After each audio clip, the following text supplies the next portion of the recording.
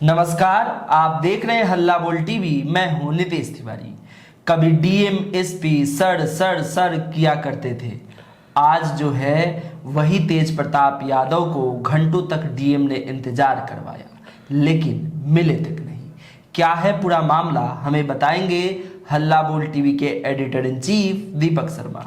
देखिए, समय की बात है, जब मंत्री थे तो जिस भी डीएम एसपी को फोन करते थे वो सर कहेगा ही, प्रोटोकॉल है। आज विधायक भी नहीं है, अपनी पार्टी जनशक्ति जनता दल चला रहे हैं। उनकी जो कैंडिडेट हैं बांकीपुर से थी वीना मानवी, एक सिग्नेचर की वजह से उनकी उम्मीदवारी खारिज हो गई, उनका नामांकन रद्द हो गया। क्या हुआ है, कोई भी कैंडिडेट जब नामांकन करता है तो 10 प्रस्तावक होने चाहिए, 10 प्रस्तावकों का हस्ताक्षर होना चाहिए। वीना मानवी का जो नामांकन पत्र था उसमें 9 ही प्रस्तावक के हस्ताक्षर थे, एक का नहीं था। इस तकनीकी खामी के आधार पर उनका नामांकन खारिज कर दिया गया है, रद्द कर दिया गया है। तो सिर्फ एक सिग्नेचर की वजह से वीना मानवी का नामांकन खारिज हो गया।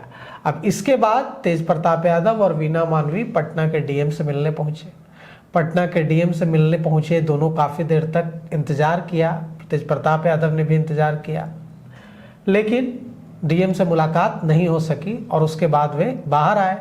पत्रकारों ने लगे हाथ पूछ दिया कि नामांकन खारिज हो गया क्या, नामांकन रद्द हो गया क्या। इसके बाद वे गुस्सा हो गए, उन्होंने कहा कि साजिश हुई है, हम कोर्ट जाएंगे।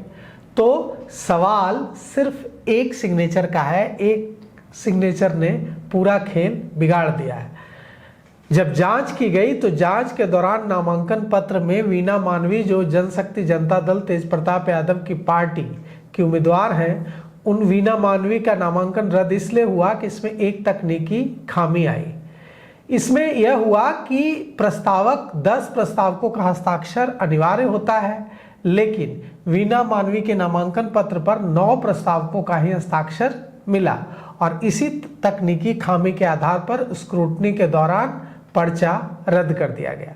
वीना मानवी का नामांकन, अब तो इस पर बात ही खत्म हो गई कि वीना मानवी चुनाव लड़ेंगी। तो वीना मानवी ने क्या ऐलान कर दिया है? वीना मानवी ने ऐलान कर दिया है अपने समर्थकों से कि किसी को वोट दे देना, प्रशांत किशोर को वोट दे देना, लेकिन बीजेपी को वोट मत नहीं देना।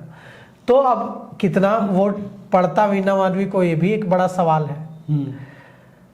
वीना मानवी का विवादों से बड़ा गहरा नाता रहा है, तो कितना वोट पड़ता, ये भी एक बात है कि हाँ, वीना मानवी का नामांकन पत्र खारिज नहीं ही होता तो उससे कितना बीजेपी को खतरा हो जाता। वीना मानवी आरोप लगा रही है भारतीय जनता पार्टी पर कि उनका साजिश के तहत उनका पर्चा खारिज कराया गया, उनका नामांकन कैंसिल किया गया है। लेकिन अब यहाँ है कि अगर 10 प्रस्तावक का साइन जरूरी है तो यह बात आपको ध्यान रखनी चाहिए थी कि 10 प्रस्तावक का साइन हो, 9 ही के क्यों थे।